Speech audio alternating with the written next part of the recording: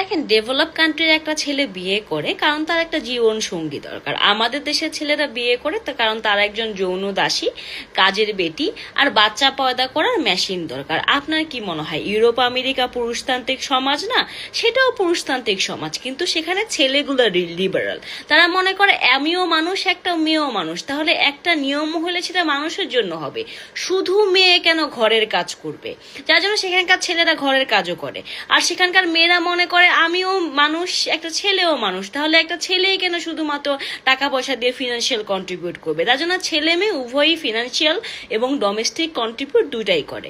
এবং আমাদের দেশের ছেলেরা না ভ্যাজাইনা কতটুকু টাইট এগুলো নিয়ে অনেক বেশি অস্থির, যার জন্য আমাদের দেশে নর্মাল ডেলিভারি এক্সেপশন।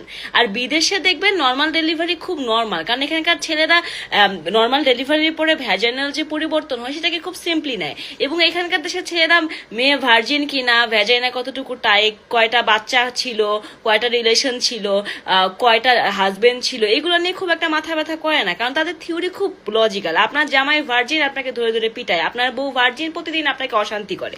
মানে ভার্জিনিটি, ভ্যাজাইনা কতটুকু টাইট, এটার সাথে আসলে অনেস্টি, মোরালিটি, ভ্যালুজের কোনো সম্পর্ক নাই।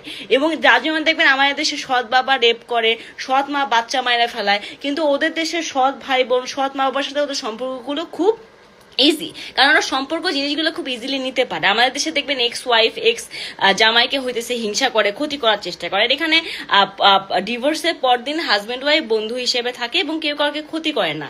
আরেকজন খুশি, ভালো আছে দেখে আরো সুন্দর এবং খুশি হয়। এ ধরনের সম্পর্ক ডেভেলপের জিনিসগুলো আমরা শিখি নাই দেখে আমাদের ভিতরে জটিলতা বেশি।